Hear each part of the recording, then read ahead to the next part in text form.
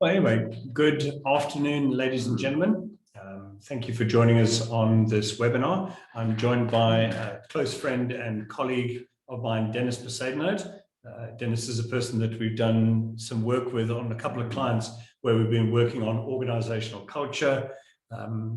Dennis is an industrial psychologist, but without taking anything away from Dennis, and Dennis, perhaps you just want to introduce yourself. Yes, okay. So just fairly briefly, I've been involved in industrial psychology and industry for a fair bit of time, and I have a particular interest in looking at mental health in the workplace. One of the aspects, and I'm not going to present the research because it's out there, you can Google it, you can see what the incidence, for example, of mental health issues is. But I do want to talk today about burnout and what we can do about burnout. So I want to say why it's important to me. One of the reasons it's important to me is that it has been accepted as an official category, as a psychological diagnosis, as occupational burnout. So very specifically, it's occupational. Anything outside of that may be regarded as depression or whatever, but it's something in the workplace that precipitates burnout. And that's really one of the things that we'll talk through. It's what precipitates. The second reason is that over the years, I've had the privilege of counseling a good few people experiencing burnout and many of the sorts of features. And then thirdly, myself, I've been close to burnout, and I can talk just very briefly about my situation when I became close to burnout. I was employed in a capacity of working in a community, although I was paid for by business, in the phase of 89 to 93. And my role really was to assist in the transition to the new government. Quite a job description, but that was the role I was given. So there were a number of features about 89 to 93.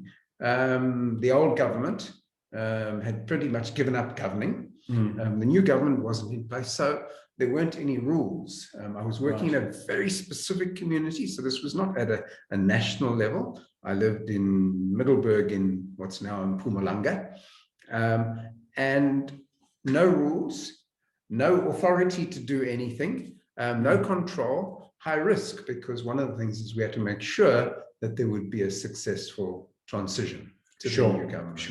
It was just a business role. It wasn't done formally or anything.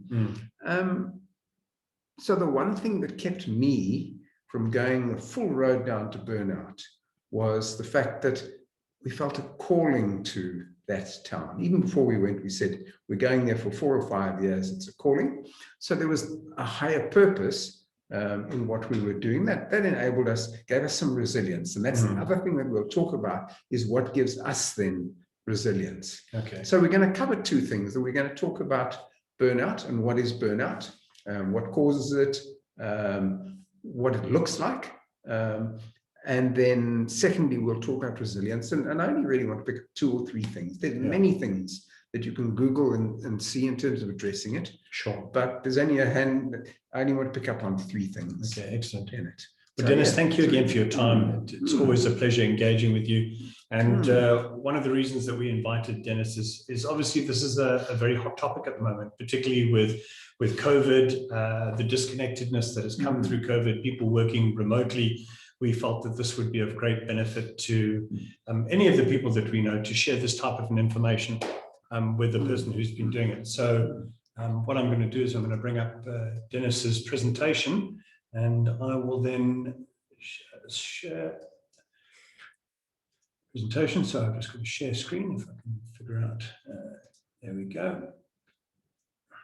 So while Nick is doing that, one of the aspects of lockdown has been social isolation, and one of the things that helps us to deal with things like burnout is social support, which of course has disappeared for those who've had to work from home. So that's really the one aspect behind it.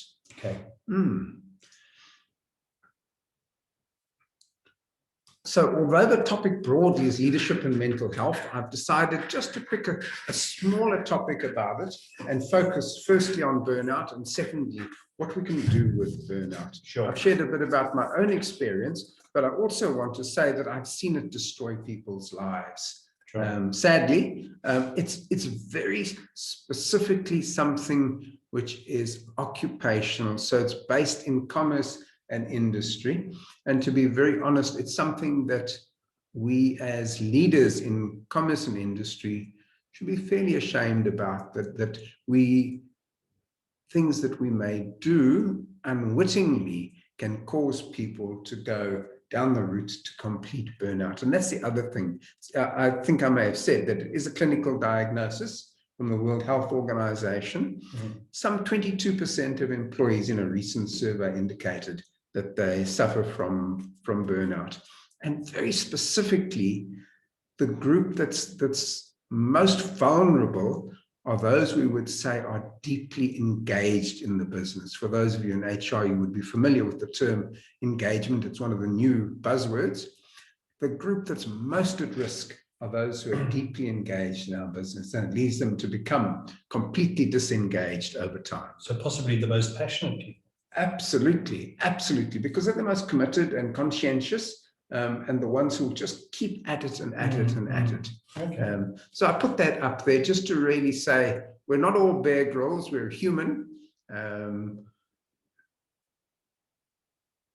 Some ideas we're going to talk on building resilience. Sure. Okay.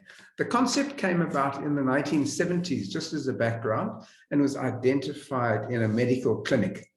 And even today, medical people are the most vulnerable and the most obvious. Actually, interesting enough, medical people and IT people. Why IT, I couldn't say, but medical people and IT. They're the most vulnerable when it comes to that. So let's just talk about burnout. And I just want to read that. It's a syndrome conceptualized as resulting from chronic workplace stress that has not been successfully managed. Now, I want to say that it's almost unfair to say not successfully managed, because then you have to ask yourself who's to blame. And the reality is, and you'll see what we say, the reality is the system is to blame. Now, that's very easy to say because people design systems. But it's something which is actually, there's something hidden about it, and there's something hidden about the things that set it off and precipitate it. It's a systemic issue with multiple causes and multiple results and multiple different features. It looks very different. But there's no doubt that that COVID is not the only pandemic. Yeah. We now have a pandemic with burnout as well. Wow. In terms of the drivers, okay, so excess stress mediated by long hours, and that's just not long hours. When you look, for example, at medical people and the hours they work into the night and that sort of thing, all of that builds with them. The lack of sleep, the poor eating habits leads into fatigue. We'll talk about work compression at the end as one of the solutions in terms of looking at and how to address it as a systemic issue. And loss of meaning. Now, we'll also talk a bit about loss of meaning. Meaning is something we really desire in work. It's our purpose and our reason to work. However, one of the things when we get burnt out is that we suffer from a loss of that meaning. And so it actually becomes unimportant to us. The other driver is decreased support in the workplace, increased responsibility without autonomy and flexibility. So I want to paint a little picture, and I'm going to pick the medical context for you, because it's one that I know pretty well. There's a lot that doctors have no control over, particularly in the government service. They have no control over, for example, the number of patients that they have to see. Sure. Because the patients just come and come and come and come. And I don't know if, I certainly would not like to have to say to a queue of 15 people, sorry, I actually can't see you today. Come back next week. Because that's really the way the system works. So they have very little autonomy and very little flexibility to say, listen, I'm going to work a bit longer or whatever. In fact, if they work a bit longer, it's a problem. Okay. And they're emotionally invested in this as well. How much more for medical people? Absolutely. It's the true career that requires commitment. And so that's one of the difficulties with it. It requires, there's so much meaning in that it's very hard for them to let go. And so often they'll volunteer lots of time, lots of their own energy, and all the time they're actually depleting themselves. Okay. They're giving more than they actually have to give, is the other way to put it. Okay. Then problems with work-life balance, and that's really that's one of the issues, especially with COVID and working from home, because there's a blurring between home and work life, and so that can go two ways. But if we're talking about people who are deeply engaged, it does mean they're going to sacrifice their home life. Sure. And so their family responsibilities will really be difficult to deal with. Sure. And especially with kids running around the house while you're trying to have a Zoom meeting, it's that pressure, and then you're expected to work into the night. Absolutely. And then, of course, children don't really understand work. You're there. And especially younger children. They're there. You're there. I mean, why must you ignore them? Work can wait. Very true. Okay. So burnout is the individual's response to a systemic problem. It's caused by multiple things that we'll talk about just now. But one of the things, for example, that it's caused by is too much challenge in a job. So just not able to cope with the challenges. The second one is too much variety, not being able to cope with the variety. And the third thing is where there's too much meaning. I used the example of the doctors. That's the most obvious one, because there's just so much meaning in their work. They share it with some others, mostly the helping professions, but so much of that pushes them towards burnout. We'll come to the interventions at the end, but we have a responsibility, because it's an occupational thing, we have a responsibility to individuals and people in our business to address it as a business. We can't ignore it. Okay. So this is a standard sort of graph. It describes performance on the left-hand side, levels of stress on the horizontal axis. And as it's the optimal performance, which is in the middle, you feel energized, work feels effortless. The term for it is actually flow. Which is the term that's used for that.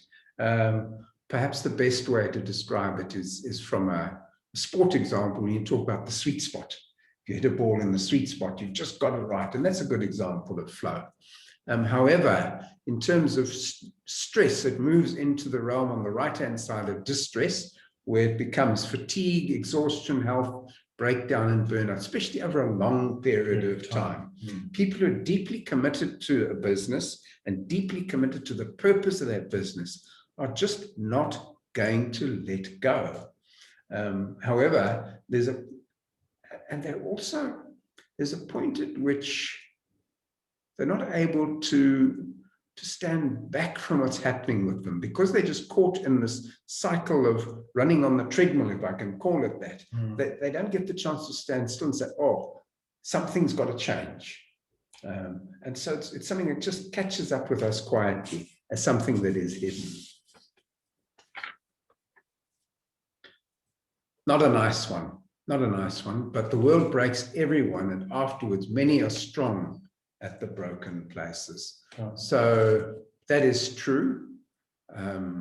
Some people come through strong, but the hidden thing is there. You know, it just uses the word many, but there's other people that just remain broken. And that's the sad thing. And over the years, I've seen multiple people who are just broken. And some of them may actually never work in their careers again. It's just very sad to see that happen.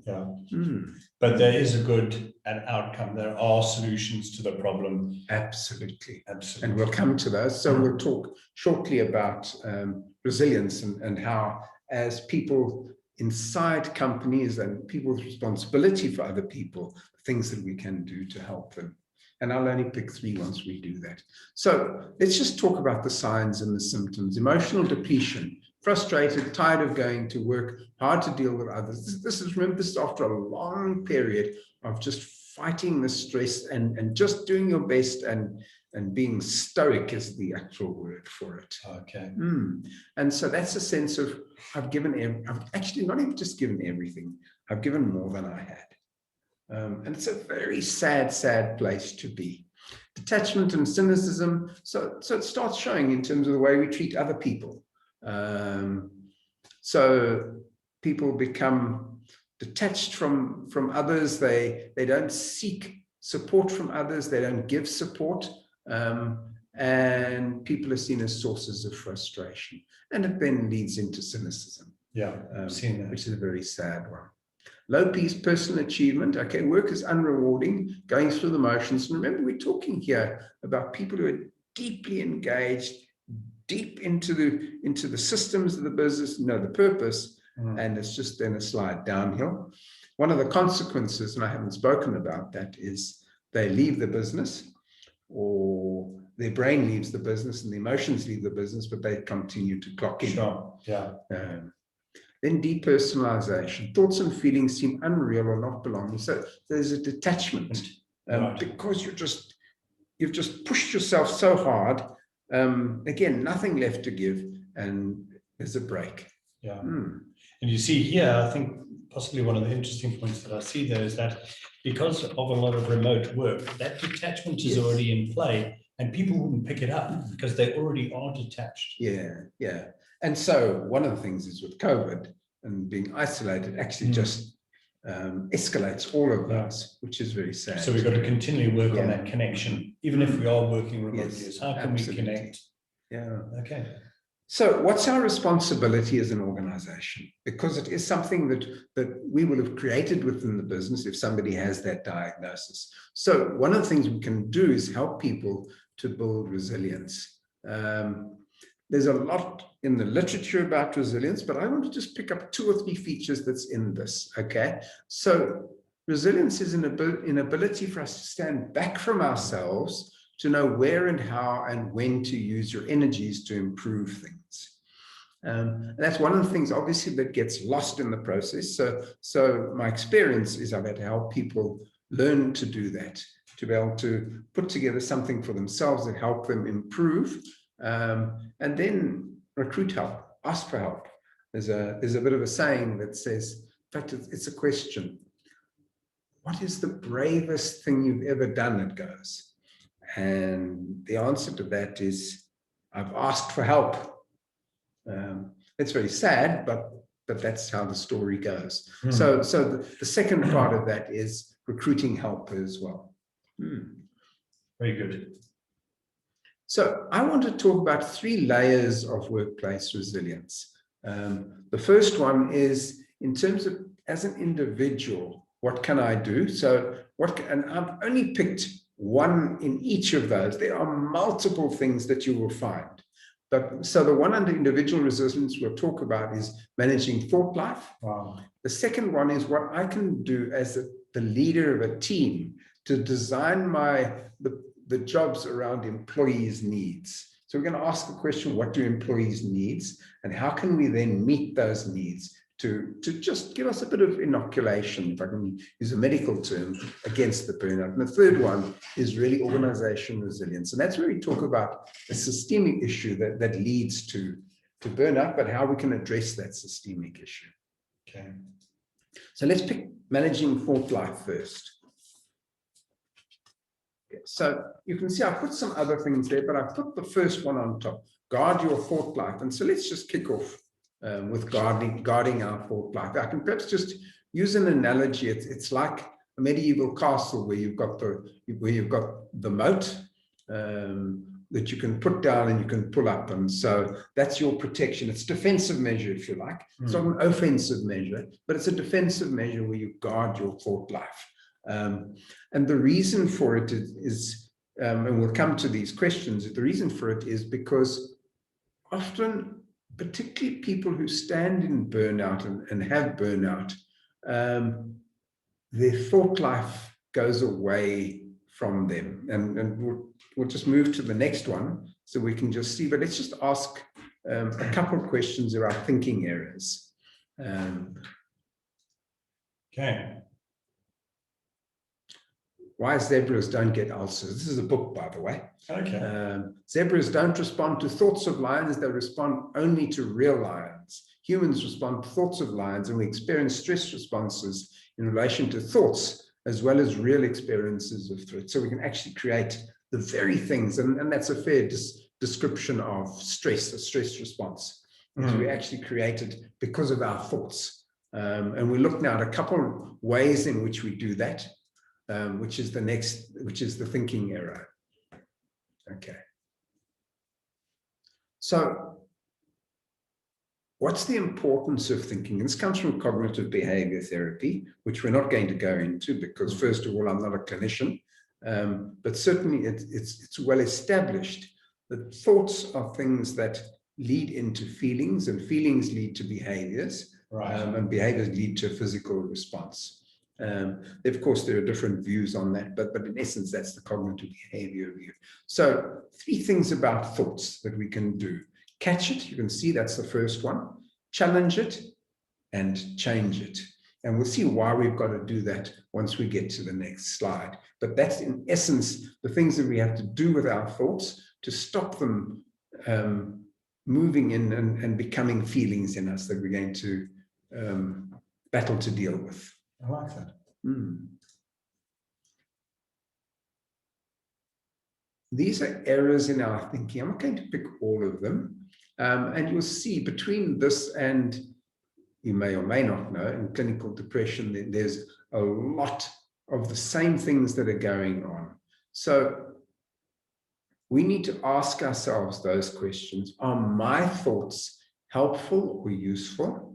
Are they true? So there's a testing of it, validating it. I need to validate, so is it true? Part. Yep, that's the challenge part. So capture it by asking myself, is it helpful? Are they true? Challenge. And then are they helping me stay resilient? Are they helping me, or are they causing more stress? So that's when I want to change it to what it really should be, especially if it's not a realistic expectation. So the most common one is called all or nothing thinking. And I'm going to pick, that's the first one. I'm going to just describe one in a little bit more detail. All or nothing thinking happens when you take one example, and I'll just use a simple example. So if I didn't pay an account this month, then what's going to happen is that I'm going to get on the blacklist, and when I'm on the blacklist, I'm not going to get a job, I'm going to lose my house, I'm going to lose my family, and it's a whole spiral downwards into that thinking. Okay. And so catching it, as soon as that thought comes, I have to catch it. Okay. And stop. So all I've done is that there's a bill I haven't paid, and hopefully I'm going to pay it and stop it there. Before it degenerates in my mind into this whole thing that just drags me down into a vortex and causes terrible emotions that I really start thinking my whole life is going to collapse just because of something really simple, and just because I don't then reality test it or validate it. Good. And change it. I'll pick another one. Emotional reasoning. One of the things that happens with burnout, well, let me talk the other way around. When we face stress and challenges, what happens is that we have, and we're not under huge stress, we have control over that because we have control over our thinking processes. So if you like, in the hierarchy, our minds take control of our emotions, and we automatically do things like catching thoughts and validating them and changing them. However, when under tremendous stress, the emotions go on top and oversee our thinking. And so it becomes all about the emotion, and then we start using the emotion to make decisions. And so that's one of the things that happens with it as well. And that's obviously not a good thing to have. And then, so we can move on to the next one. There's a whole lot there that you can look at. So let's just talk about the skills to build workplace team resilience. So this is around identifying the 6 criteria. So this is the second one. So let me just locate it for you. We've spoken now about one aspect of as an individual in terms of dealing with burnout, and that for resilience, and that is Forklife. This is the second one, which is what you can do as a team leader. So this is the 6 criteria for productive work, very well established in literature. You'll find it there, and this will help us identify burnout. So when you look at this, just ask yourself the following questions. Do I have too much of this?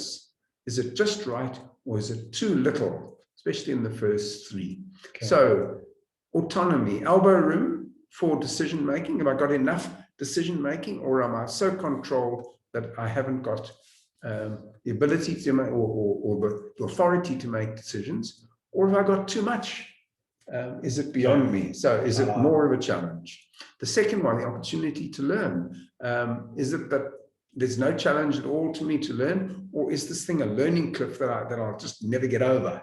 Right.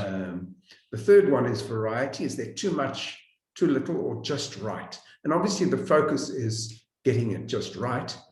But when you stand back from it and you look at it from the perspective of burnout, the first 3, the answer, and it's just one way, it's not a clinical tool, but one of the ways of checking yourself and checking other people is just asking yourself those questions around the 3. If you come to too much in those first 3, in the fourth one, if you come to too little mutual support and respect in the team, and you come to meaningfulness really being just far too high. I used the example of medicine, where their jobs are just so meaningful. It's like it's not a job or a profession, it's a calling.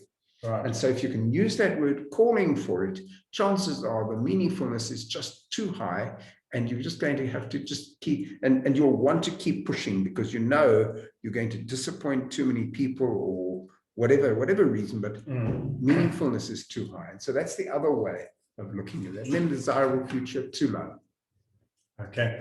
So just around that, how do people go about setting healthy boundaries? Because a lot of the information that I've seen coming through here has been about boundaries, the drawbridge, the castle analogy, etc. Absolutely. So one of the things is first of all to know where you are. So use an assessment like this just to really see where you are in your current position. I want to say that being in the place where there's too little of opportunity to learn, too little variety, and those sorts of things, there are people who actually want to be in that space, and that's okay. Sure. The people whose lives don't allow them to take on too much, and that changes over time. So for example, when I started work, certainly it was a challenge, and then after 10 years, you find the challenge is not there. Right. But you've got other things going on. You've got children to raise, you've got all sorts of things. Sure. And so you may actually want that. But the point I'm making here about burnout, and that's the one that I need to talk about, is boundaries. Right. So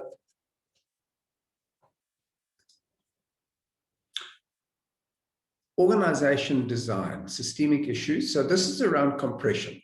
And this is the last category. Remember, I said at the beginning that burnout comes from a whole lot of things in the system. And so I want to just talk about this. So we can actually just, in an organization that is running well, and you can see here, if you look on the left-hand side, you see importance. If you look at the horizontal axis, you'll see that is the different layers in the organization. So operational, professional, management, and executive. So let's just take it from there, and I'll just talk through as it comes up. In a business that's well organized, you see technical skills, the demand for technical skills as you go up the organization. So there's less demand for your technical skills. Managerial skills, they peak in management and go down in leadership, and then leadership just goes up all of the way. So, and then within the way it's designed in the organization, there's very limited overlap between these layers. So you can see from there, there's some overlap, but there's not a lot of overlap in those. And that's the ideal organization. This work, by the way, comes from somebody called Elliot Jacques. But now we'll look to see what sets people up for burnout as a systemic issue in a business. So we can click to the next one. So this is around compression and disempowerment. So you can see there what's at the bottom is that you've got jobs that are just closely compressed, which is what it's talking about. And there could be reasons for those jobs being compressed, perhaps a lack of skills, perhaps an over-controlling leader. There's a number of reasons, but those jobs are just too close. And so what happens is that your managers then and your leaders have to start taking more, both the roles lower down the organization and their own leadership. And in that area where you see the words potential vacuum, that's where you'll find deeply engaged leaders who are set up for burnout. Very sadly, they're very committed to the organization. Obviously, they're paid as leaders. They're expected to lead from the front, but there's just too much to do. They can't make up for the gaps in the business. And so they'll push and push and push, increase their stress levels, and slide down into burnout. Sure. And so as a business, that's one of the things we can do, is to make sure that we decompress our business, make sure people have appropriate responsibilities, Sure. They know what their tasks are, and people are freed up to do the jobs that they're actually employed to do, rather than frustrate them. Excellent. Whoop, it went forward, one too many. So just to summarize, just very briefly, what is resilience? It's bouncing back. Not everybody likes that term, but it is the ability to bounce back, to adapt under pressure, to thrive despite the pressure. But remember, these are the very things, of course, that people in burnout are not capable of doing. So these are the skills that they really need to relearn on the journey back to health. And there is a journey back to health. Strengthened by adversity, positive emotions, flexibility, positive response to change. I won't go through read them all. Control over our own workflow, ability to establish a sense of community. All of those are things that are part of the journey back to health and back. Thanks, Dennis. Sorry, just as we come back in here, I'm going to move from there. Stop. Just from my side, in summary, and we spoke about this, we spoke about it earlier, it was just that that need for that work-life balance, and particularly finding rest and looking after yourself. So eating well, sleeping well, exercise, all on top of that that healthy work-life balance. And something that I saw recently as well is something that a lot of the health professionals have been tracking, is this HRV balance, which is called your heart rate variability. Is that there's a certain amount your body actually requires that stress for some health, very much so. Healthy aspects of the body as well. So is there anything else that you'd like to land this with? Well, I think what you raise is an important one. There's a platform for it, and it includes things like rest. We're designed for exactly that, to work and then to rest. Sure. And so there's a whole range of things that I would call them a platform, because they underlie emotional health, that if we're not doing them correctly, they set us up for burnout in the workplace. All right. However, even given those, we could be doing all of those right. But if there's too much challenge, we're not getting support from our leaders, too much variety, not enough control over my own work. And I haven't spoken about that, but that's a really important one, is that we really, as leaders, we want more control over our work. We don't really want it completely governed by either a system or a procedure or whatever, but we do want the autonomy to do that. If there's too much of that, it really sets us up. And so what I want to do is just reflect very briefly that if you go back to those 6 criteria for productive workplaces and you analyze them, you can begin to design your own workplace around that by asking the people who work for you to complete it. And from that, you can see who's not being challenged as well. But you can see those that may well be open Sure. or vulnerable to burnout. Okay. Well, that's great. What I'm going to do is we'll kind of end the presentation there, but we do have some